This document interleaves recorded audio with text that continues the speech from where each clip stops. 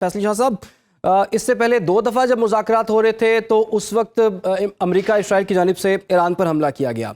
Sir, ये तीसरा मौक़ा है और माहदे के बहुत करीब दोनों ममालिक पहुँचे हुए हैं। आपको पता है कि सिचुएशन रूम इजलास भी हुआ है, लेकिन उसमें भी कोई नतीजा नहीं निकला। आखिर ऐसी क्या वजह है कि अमेरिका इस माहदे से भागता हुआ दिखाई दे रहा है? और कुछ लोग तो ये कह रहे हैं कि इस माहदे को अमेरिका में डोनाल्ड ट्रंप के सरेंडर के तौर पर देखा जा रहा है। आपके ख्याल में अभी तक की क्या रुकावट नजर आ रही है इस माहदे में आपको? बहुत शुक्रिया इमरान, मुझे प्रोग्राम में लेने का। जो शुनीद है वो ये है कि प्रॉब्ली ईरान ने ये तकाजा किया है कि उनके ऊपर जो सैंक्शंस हैं वो फिलफौर हटाई जाएं और उनके जो एसेट्स हैं उनको अनफ्रीज किया जाए ताकि वो जो वॉर से डैमेजेस हुए हैं उनको रिपेयर कर सकें और अपनी इकोनॉमी को सहारा दे सकें, जो कि जाहिर बात है कि काफ़ी बुरे हालात में, जंग से पहले भी बुरे हालात में थी और जंग के बाद उस पर काफ़ी असर पड़ा है। अमेरिका का कहना ये है कि हम सैंक्शंस को बतदरीज उठाएंगे और एकदम नहीं उठाएंगे। हम ईरान का रिस्पांस देखेंगे। ईरान जो मुआहिदा है उस पर अमल दरामद कर रहा है या नहीं कर रहा है, उसके बाद हम बतदरीज उनको उठाएंगे। तो मेरा ख्याल है कि ये एक पॉइंट है जिसकी वजह से डोनाल्ड ट्रंप ने उस पर साइन नहीं किया, जो मुझे खबरें मिली हैं जिनसे जो मेरे जराए हैं उनसे। लेकिन उसके अलावा बाकी तमाम चीज़ों पे ऐसा लगता है कि हम आंधी है दोनों के दरमियान।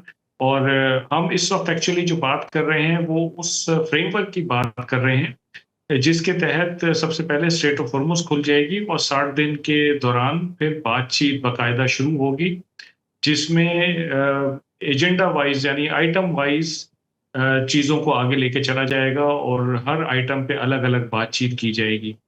तो मेरा ख्याल है कि वो जो फ्रेमवर्क है वो ओवरऑल उस पे एग्रीमेंट है, लेकिन ये जो एक शेक है ये मेरा ख्याल है कि इस वक्त भी ज़ेर बहस है। तो JCPOA के बाद भी आपने देखा होगा 2015 में जब साइन हुआ था तो ईरान ने यही डील हुई थी ईरान के साथ P5+1 की, कि ईरान 3.67% पे आ जाएगा, IAEA के इंस्पेक्टर्स को आने देगा और कोई इनरिचमेंट 3.67% से ज़्यादा नहीं करेगा। जी। तो और उसके एवज़ ईरान के ऊपर से सैंक्शंस हटनी थी, जो कि बतदरीज हटी थी, एकदम से नहीं हटी थी। शुरू में कोई $2 बिलियन थे मेरा ख़्याल है, जो कि अमेरिका ने फ़ौरन उनको दे दिए थे, लेकिन उसके बाद बड़ी बतदरीज हटी थी। लेकिन फिर ये भी देखने में आया कि IAEA के इंस्पेक्टर्स की वेरिफ़िकेशन के बावजूद बहुत सारी ऐसी सैंक्शंस थी जो कि नहीं हटाई गईं और ईरान ने उनको हीले-बहाने करार दिया, अमेरिका की तरफ से भी और P5+1 की तरफ से भी। तो मेरा ख़्याल है कि ईरान इस दफ़ा ये चाहता है कि बिल्कुल आउटराइटली शुरू में ही इन सैंक्शंस को हटाया जाए और उसके एसेट्स अनफ्रीज़ किए जाएँ ताकि उसको पैसे मिलें।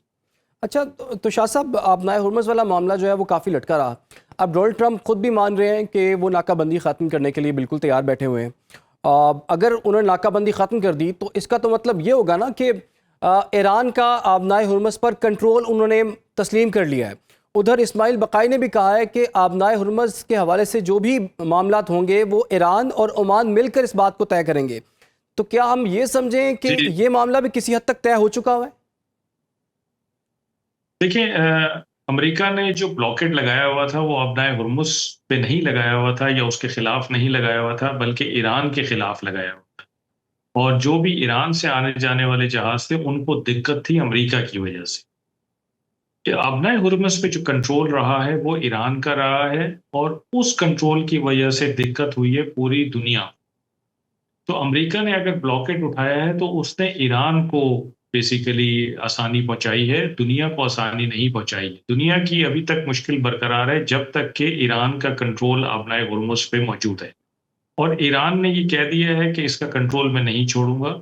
मेरे अपनी दानिश में ईरान की ये अब मजबूरी बन गया है कंट्रोल इसका रखना अपने पास, इसलिए कि दुनिया ने ये देख लिया है कि ईरान अपना हुर्मुज़ को कभी भी कंट्रोल कर सकता है। तो अगर ईरान इसका कंट्रोल छोड़ देगा तो ईरान ये समझता है कि बाकी दुनिया आके इसका कंट्रोल संभाल लेगी और ईरान कभी नहीं चाहेगा कि बाकी दुनिया के जहाज उसके पानियों में आके अपनाए हुर्मुज़ में फिर रहे हों और वहाँ पे सिक्योरिटी और सेफ्टी को इंश्योर कर रहे हों। तो इसलिए ईरान चाहता है कि मैं इसका अब कंट्रोल रखूँगा और किसी और मुल्क को यहाँ नहीं आने दूँगा। ओमान आ सकता है क्योंकि उसका हक बनता है। अच्छा, ईरान टोल की भी बात करता है अपनाए जी। हुर्मुज़ पे, लेकिन इस वक़्त वो टोल की बात नहीं कर रहा है। वो एक रिजीम की बात कर रहे हैं जिसके तहत शिप्स जो हैं वो वहाँ से ईरान से पूछ के आएंगे जाएंगे और एक एनवायरनमेंट फ़ी देंगे ईरान को और ओमान को। टोल की बात भी वो इसलिए करता है कि वो चाहता है कि अगर दोबारा उसके ऊपर सैंक्शंस लगा दी जाएँ या उसके एसेट्स फ्रीज़ कर दिए जाएँ, तो उसके पास एक कंटिन्यूअस सोर्स ऑफ रेवेन्यू होना चाहिए जो जिससे उसकी इकोनॉमी को सपोर्ट मिलती रहे। तो मैं ये समझता हूँ कि टोल वाली बात शायद ईरान रद्द कर सकता है, मान सकता है कि टोल ना लगाया जाए, अगर उसको उसके ऊपर से सैंक्शन हटा दी जाएँ और उसको ईज़ ऑफ बिज़नेस दे दिया जाए दुनिया के साथ। लेकिन जो कंट्रोल है स्ट्रेट ऑफ हॉर्मुज़ का, वो मैं समझता हूँ ईरान की मजबूरी बन गया है। ठीक है। आप कह रहे हैं कि उसे कंट्रोल करना जो है वो ईरान की मजबूरी बन गया है। लेकिन सर ये मुआहदे में डोनाल्ड ट्रंप के लिए, अमेरिका के लिए क्या विक्ट्री आपको नज़र आती है? क्या फेस सेविंग नज़र आती है? क्या ट्रॉफ़ी नज़र आती है? आपको पता है कि बहुत ज़्यादा इस पर तनकीद भी की जाती रही और अभी तक जो अमेरिकन्स हैं वो इसको ये नहीं समझ रहे कि अमेरिका ने कामयाबी हासिल कर ली है। और दूसरा ये है कि आपको 20वीं सदी में भी, हमने हिस्ट्री में भी देखा है कि जो हुक्मरान जंग हारता है उसकी हुक्मरानी चली जाती है। तो इसका इम्पैक्ट आप किस तरह से देख रहे हैं? क्या डोनाल्ड ट्रंप उस एक ट्रॉफी की तलाश में अभी तक, जो कि उन्हें अभी तक नहीं मिल सकी, और क्या वो अपनी विक्ट्री को इस तरह से सेलिब्रेट कर पाएंगे? देखें, जो जीत या हार होती है ना, वो कॉग्निटिव होती है, मतलब दिमाग में होती है, तसव्वुर में होती है। और हज़ारों मील दूर बैठे हैं अमेरिकन्स, तो उनको जो रिपोर्ट किया जाएगा वो तो उस पे ही बिलीव करेंगे। जो ईरानी अपनी डोमेस्टिक ऑडियंस को रिपोर्ट करेंगे वो उस पे बिलीव करेंगे। ये परसेप्टिव है। तो अब डोनाल्ड ट्रंप को देखिए कि वो इस परसेप्शन पे कैसे खेल रहे हैं। उन्होंने एक परसेप्शन बनाया हुआ है कि जी मैंने तमाम ऑब्जेक्टिव्स अपने अचीव कर लिए हैं, मैंने ईरान की लीडरशिप चेंज कर दी है, वहाँ रिजीम चेंज हो गई, जबकि कुछ भी नहीं हुआ है ऑन ग्राउंड चेंज। वही आइडियोलॉजी है, उसी रिजीम के लोग हैं जो कि आ गए हैं। अच्छा, मैंने ईरान की मिलिट्री कैपेबिलिटी ख़त्म कर दी है। ईरान की मिलिट्री कैपेबिलिटी आपने देख ली है कि अभी अमेरिका ने 2 हमले किए, ईरान ने उनको रिटेलिएट किया और उन पे रिएक्ट किया और फायर बैक किया। मैंने ईरान की इकोनॉमी तबाह कर दी है। ईरान अभी तक सस्टेन कर रहा है और उसने अभी तक अमेरिकन ब्लॉकेड के बावजूद स्ट्रेट ऑफ हॉर्मुज़ का कंट्रोल नहीं छोड़ा है। इसके बावजूद कि उनके ऊपर इकोनॉमिक प्रेशर है या जो भी है। तो वो सारी ट्रॉफीज़ ले चुके हैं। वो कहते हैं कि मैंने उनकी विल टू फाइट ख़त्म कर दी है, मैंने उनको 20 साल पीछे भेज दिया है। अब उनके पास एक ट्रॉफी नहीं है जो कि स्ट्रेट ऑफ हॉर्मुज़ का खुलना है। वो ये चाहते हैं कि ये जो फ्रेमवर्क डिसाइड हो, जिसके तहत मज़ीद बातचीत आगे चलनी है, इस फ्रेमवर्क के नतीजे में स्ट्रेट ऑफ हॉर्मुज़ को खोल दिया जाए, ताकि वो जब अपनी ऑडियंस के पास वापस जाएँ तो जो पहले 4-5 ट्रॉफीज़ जिनका वो ज़िक्र करते हैं वो तो उनके पास हैं। वो कहते हैं कि देखो जी मैंने स्ट्रेट ऑफ हॉर्मुज़ भी खुलवा दी। तो now my job is done. अब वो जो 60 दिन की बातचीत चलनी है, उसके ऊपर जो मुआहिदा होना है, वो फिर आगे की बात है। उसको कौन देखता है, क्या होता है, वो बाद में देखा जाएगा।